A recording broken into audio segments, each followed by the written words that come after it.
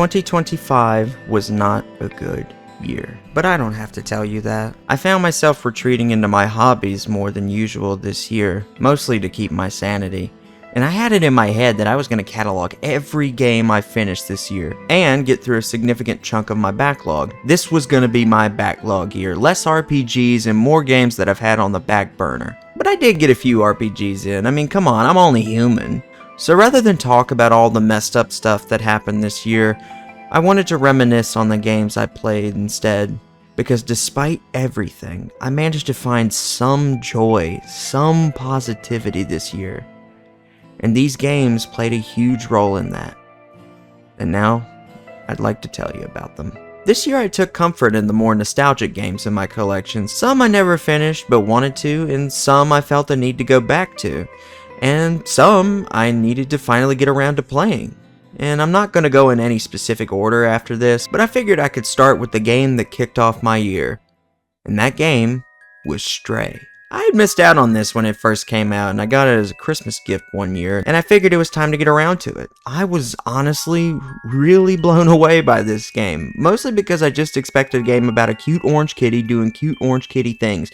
And to be fair, there were a lot of cute kitty things going on in this game, but I never expected how emotionally invested I was going to get in this story. I have 2 orange cats of my own, so I knew this game was going to mess with my emotions when 5 minutes into the game, the cat hurts his little leg and gets separated from his family in a dark and depressing underground city.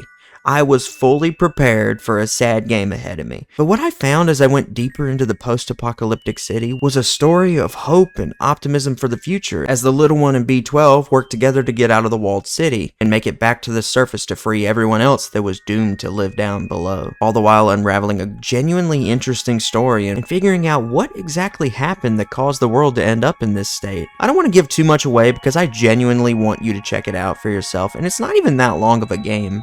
About 4 to 5 hours approximately. And I think a game about finding the light, even when things seem really dark and scary, is something you definitely can't go wrong with. Oh, and if you don't want to see the little one get hurt, there is a toggle for that in the settings. They really thought of everything you needed to enjoy a cute kitty game. Bring us to the sky, little one. I was definitely looking for warm and cozy games this year, and who could be more warm and inviting than Yoshi? I got my hands on Poochie and Yoshi's Woolly World for the 3DS since my Wii U sadly doesn't work anymore. And I wanted to play one of my favorite platformers from my teenage years again, and recapture that magic. And even though the visuals aren't as clean as the console port, this game was just as beautiful as the day I first played it. This game is delightful from front to back and tough as nails if you're trying to complete it. I still haven't gotten everything. And the new Poochie levels are a lot of fun, and you get the precious little videos every day that you log into the game of Yoshi and Poochie doing stuff. But I look forward to seeing what these two got into every day because it just put a smile on my face.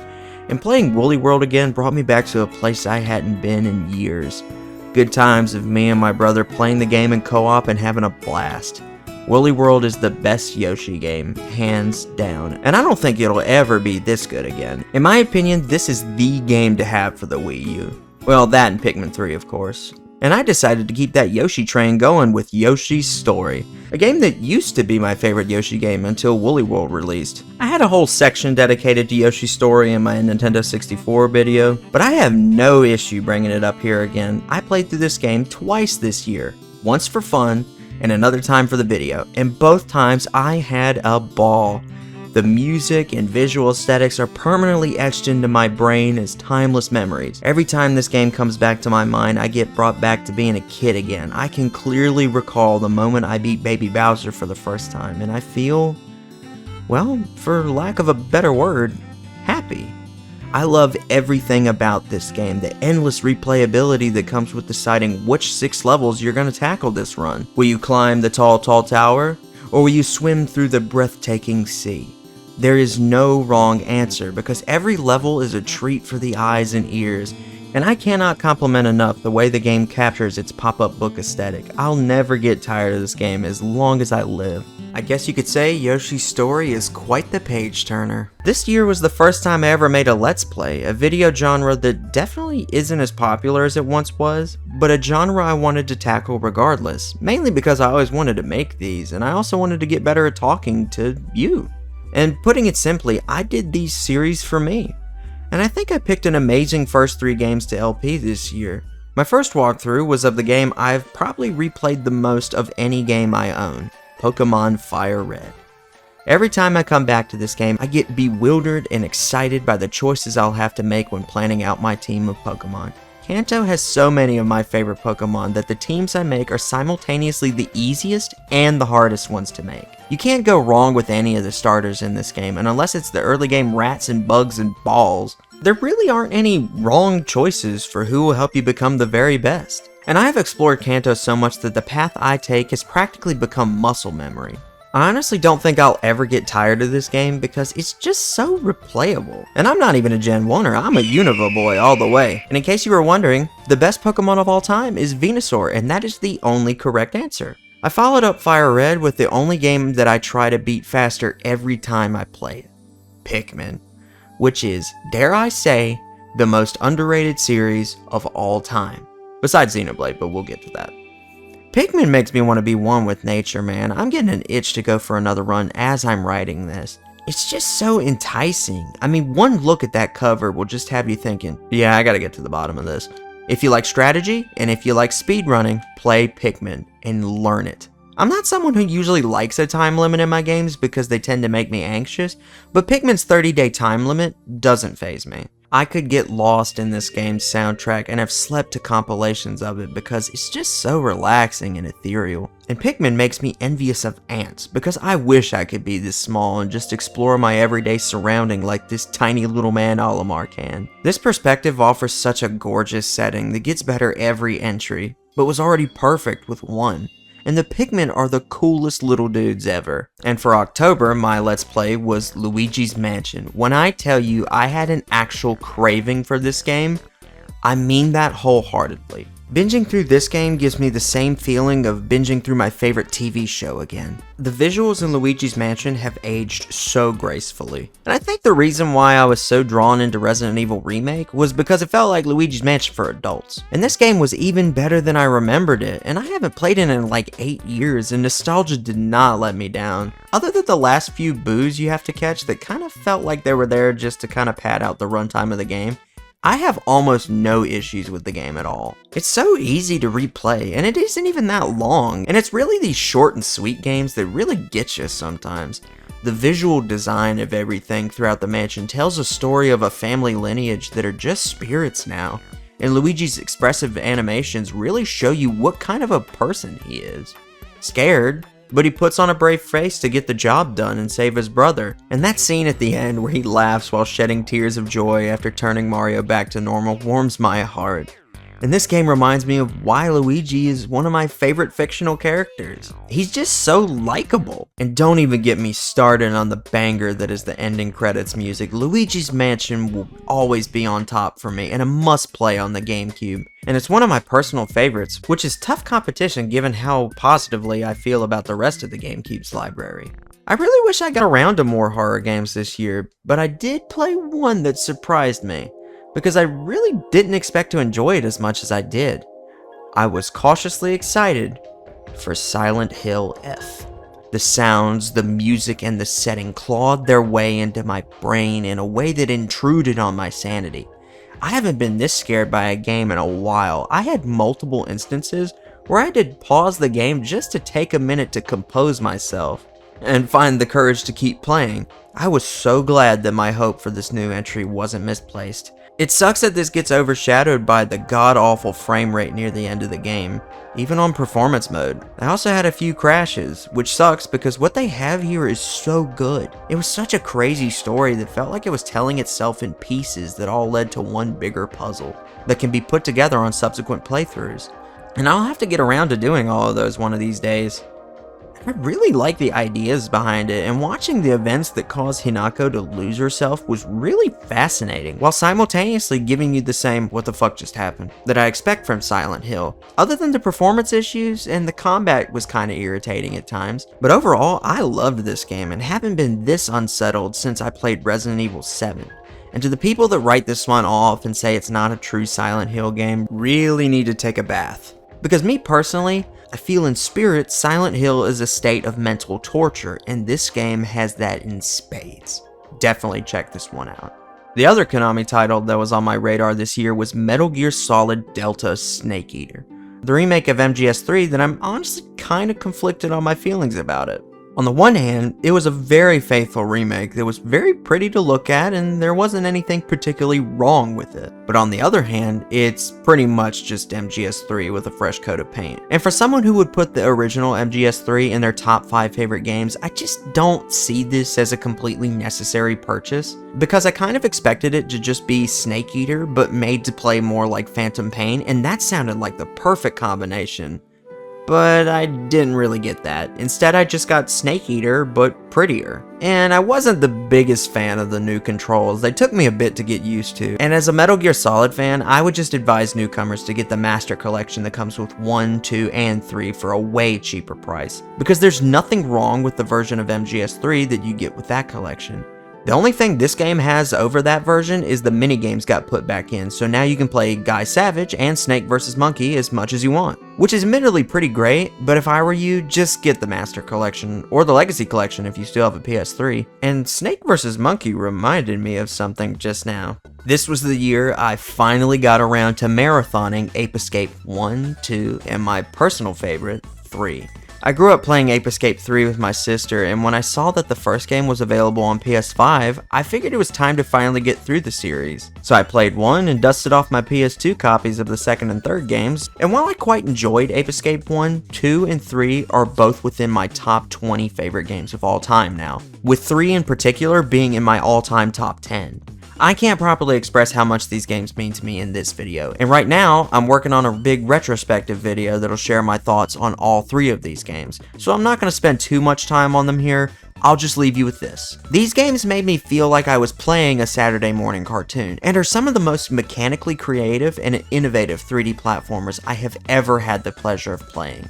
And I'll go into more detail when the Ape Escape video is done. These games are pure fun. And another game that was just plain fun was Like a Dragon Pirate Yakuza in Hawaii. It's a mouthful title, ain't it? This was way better than I expected it to be. This game had a pretty big hill to climb. It was following up Infinite Wealth, and that meant that it really had to stand out, and honestly, it did. It had a narrative that was more upbeat and fun than the usual melancholy tone these games usually have. And I actually got the Platinum Trophy on this one, which isn't something I normally do, but this one just had so many fun mini-games. Mahjong is not one of these games. I spent way more time than I expected to in this game, and I thought it was going to be a filler title, but I really think that you shouldn't skip this one. RGG's efforts to try something a little off the wall ended up working out. Too bad it seems like I'm going to be skipping the Yakuza 3 remake, because the more I see about that game, it just looks like it's going to be a mess. Hashtag remove Kagawa. At least Pirate Yakuza was a lot of fun. You should play this one instead. Some games I played this year were for videos I worked on, so I feel like I should at least give them a quick little mention. I replayed Pokemon Snap this year for the N64 video, and I'll stand by what I said of it being one of the best games on that entire console. Full stop. I replayed Sonic 2 for a video multiple times, and every time I played it, I loved it a little more. I also played through Sonic 1 for some footage that related to it, and I still don't find it very fun. I just don't really care for it. I feel like these games don't really need a whole segment dedicated to them because I already talked about them at length this year, so if it's all the same to you, I'm going to move on just to avoid repeating the same sentiments on these titles. Yoshi's Story was different. I never have enough to say about my favorite dinosaur. I also played my fair share of multiplayer games this year, far more than I usually do because there were more multiplayer games that I was actually interested in playing with my buddies this year. One of the big ones being the little game on Steam called Repo. I don't think I've ever played a more cinematic horror game than this. The atmosphere is so chilling and the mood of the room can change so quickly that it's not even funny. What in the fuck is that? I've played a lot of these type of games like Friday the 13th, Phasmophobia, Lethal Company, Content Warning, you name it. And I love these games too, but Repo just hits that sweet spot of funny and legitimately mortifying. Holy God. Repo wasn't the only new multiplayer game I sunk my teeth into this year. I have an unhealthy obsession was Sonic Racing Crossworlds. When I saw that I was going to skip the latest Mario Kart installment on principle alone, I wasn't too upset because I knew I was going to get my kart racer fixed this year, because Crossworlds was going to come out.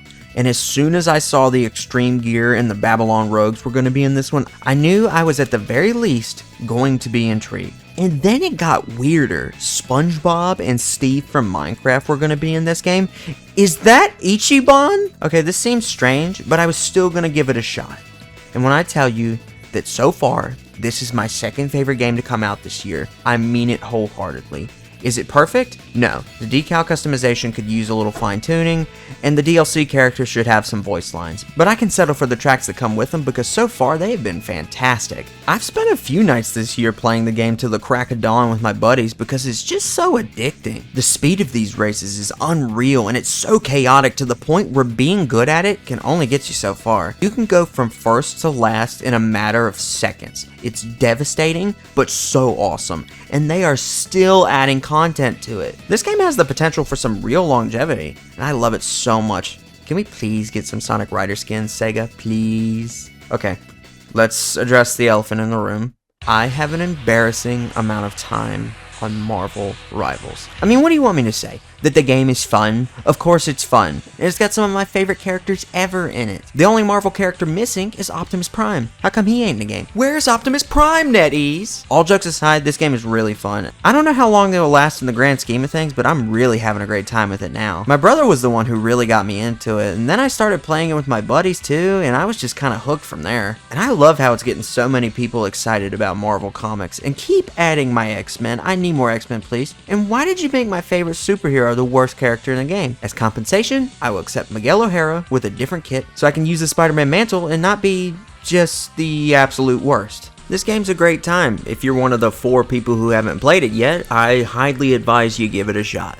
The last few years, I have been craving more good co-op games, and I got exactly what I was looking for when my brother finally started Resident Evil 5. When I played the game 3-ish years ago, I did a single player playthrough, and I thought it was fantastic. Yeah, it wasn't scary, but it played like Resident Evil 4, and that was enough for me to have a good time. And finally playing the game the way it was meant to be played, the game went from great to near perfect. It's so much fun, but I would really love if there was an option to remove the button mashing QuickTime events, and the ability to start a new save file is desperately needed, because I like to start over from scratch in the more action-oriented Resident Evil titles. But I had a ball playing this game with my brother, and I got to play as Sheva this time, and she is awesome, and I really wish Capcom didn't just completely forget she existed after this game. I'm really happy with the multiplayer games I played this year, and hopefully I can keep that train going next year. I also got around to finally crossing Pac Man World 2 off of my backlog list. I couldn't finish this game as a kid because the PS2 at my mom's house didn't have a memory card, so I would get as far as I could in a day and just try to get farther the next time I played.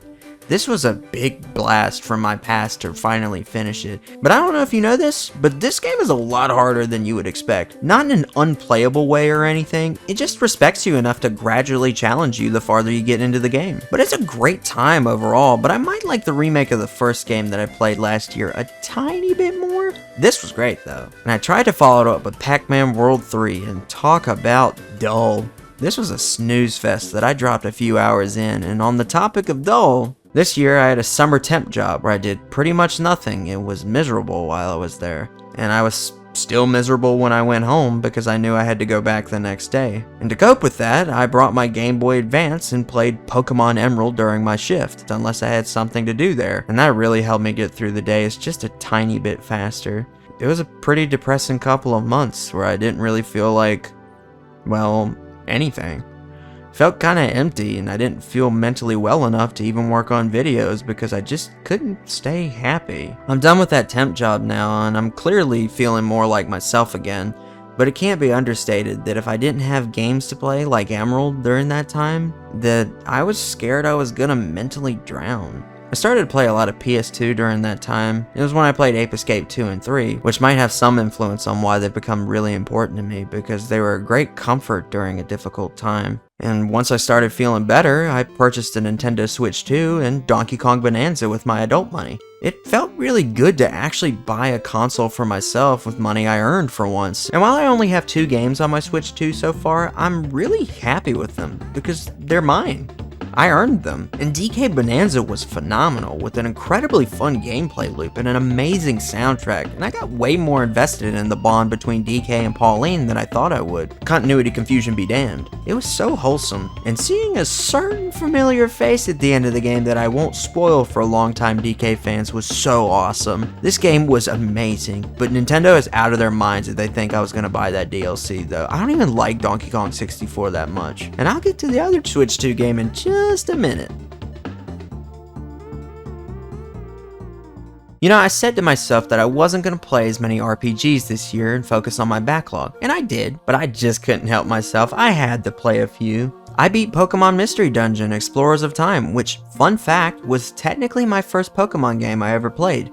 I didn't really like it as a kid, and didn't get into the games until I got Pokemon Black, but after playing Red Rescue Team a few years ago and loving it, I knew I was going to get to this one eventually, and it was phenomenal. It had a great story, and I'm such a sucker for the sprites they use in these early Mystery Dungeon games, but I did like Red Rescue Team better.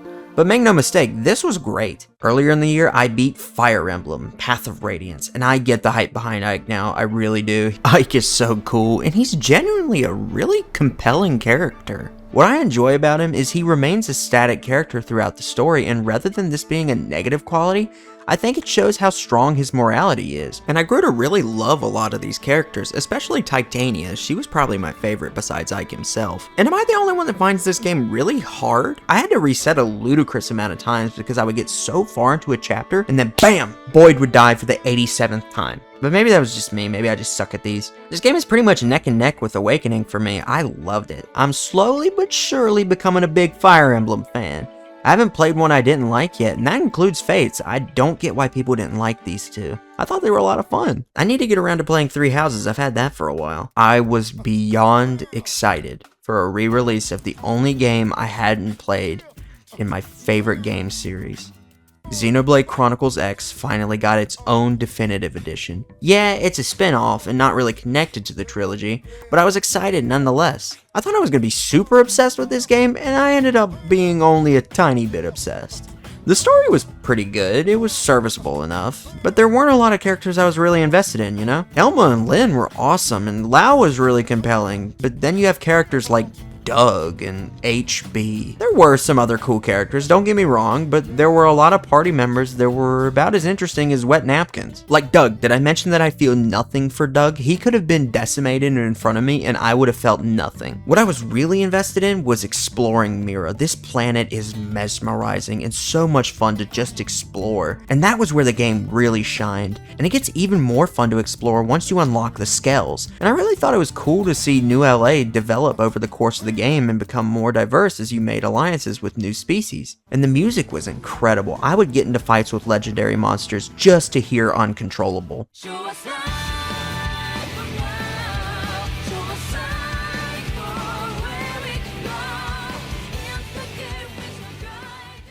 I really did enjoy my time with this game, but it definitely is my least favorite Xenoblade game. I didn't really expect it to dethrone any of the other games, but I did expect a little bit more. But it was a great time though, and at the very least it'll definitely tide me over until the release of Xenoblade 4 that is definitely happening. Please, Monolith Soft, I need a new Xenoblade game like a fish needs water. Metaphor Refantazio was mostly great. As far as the story goes, I thought it was incredible. A narrative about overcoming prejudice in hopes that everyone can one day live in harmony is really hard to not like.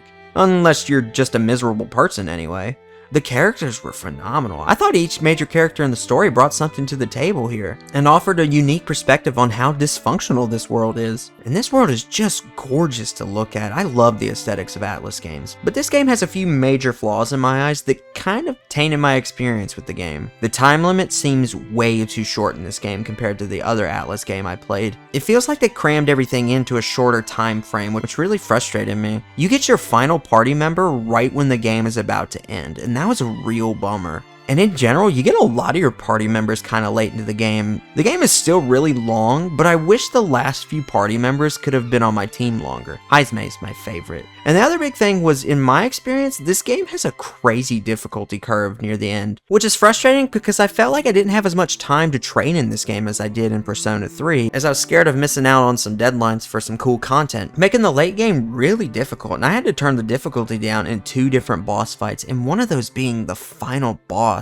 Because the first attempt where I almost beat him took an hour. And I'm sorry, I just don't have time for all that, man. So I wouldn't recommend this as someone's first Atlus game, because I wouldn't call this beginner friendly at all. Start with Persona 3 Reload instead. That game is fantastic and great for beginners. But if I look past all my issues with Metaphor, at the end of the day, you have an incredible story with twists and turns that had me on the edge of my seat at times. My love for this game may be complicated, but it's love nonetheless. Alright, we got 3 more games to cover. Then I'll wrap it up. I promise. A few years back, I played a little game that changed my life. Final Fantasy VII.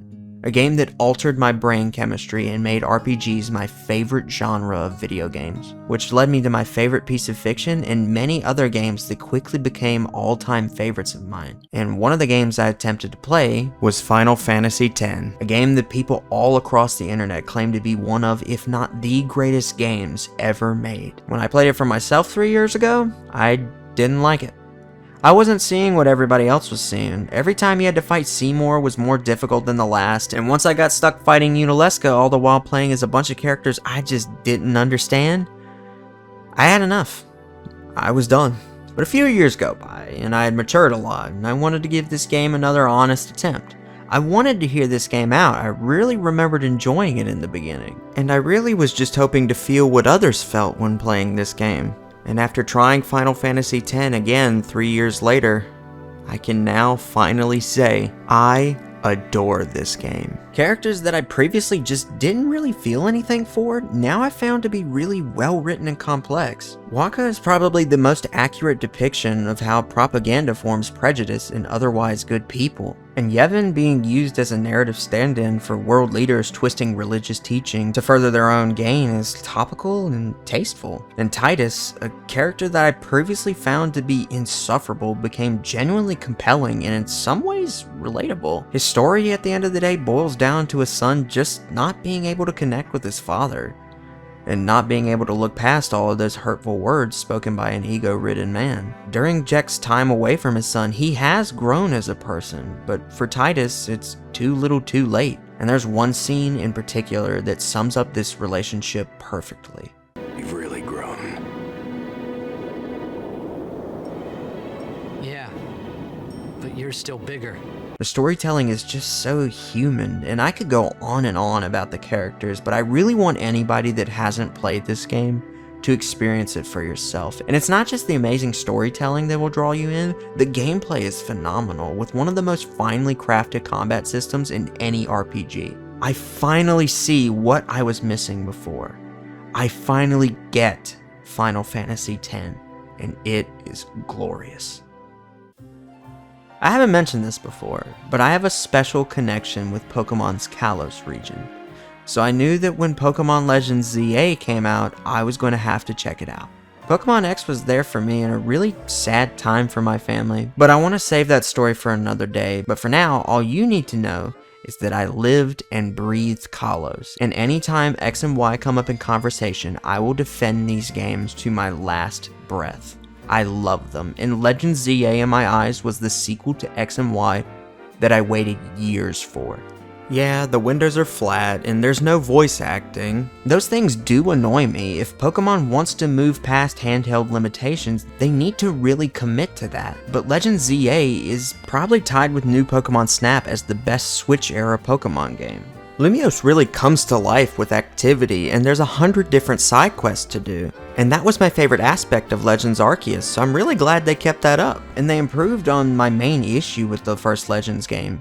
You actually battle people a lot. That was all I needed for the Legends series to be truly great, and bringing back Mega Evolution with a whole bunch of new forms to boot was amazing. And the Rogue Mega Evolution battles were so exciting. Yeah, the arenas where you fight them do not look good at all, but the fights themselves more than make up for it, and they're just so action-packed and fun. And I much prefer getting Megastones this way rather than half of them being locked behind post-game like X and Y did. And the Pokédex here is great. 90% of the Pokemon you can get are all really strong contenders for any team. They cut out most of the fillermon. It would take a lot of negative for me to not be incredibly happy to be back in Kalos. And I have a few issues with the game, but for the most part, I felt at home in Lumiose City. It felt right. And this probably comes as a shock to no one, but that wasn't the only France-inspired game I played this year. I can't talk about gaming in the year of 2025 without talking about Clair Obscur Expedition 33. I mean, did you think I wasn't gonna play this? Come on, this was the game to play this year. And my legal middle name is Mr. RPG, so no way was I missing out on this. It is truly incredible how such a small studio can make something this profound. This game is a true achievement, and Sandfall should be very proud of themselves.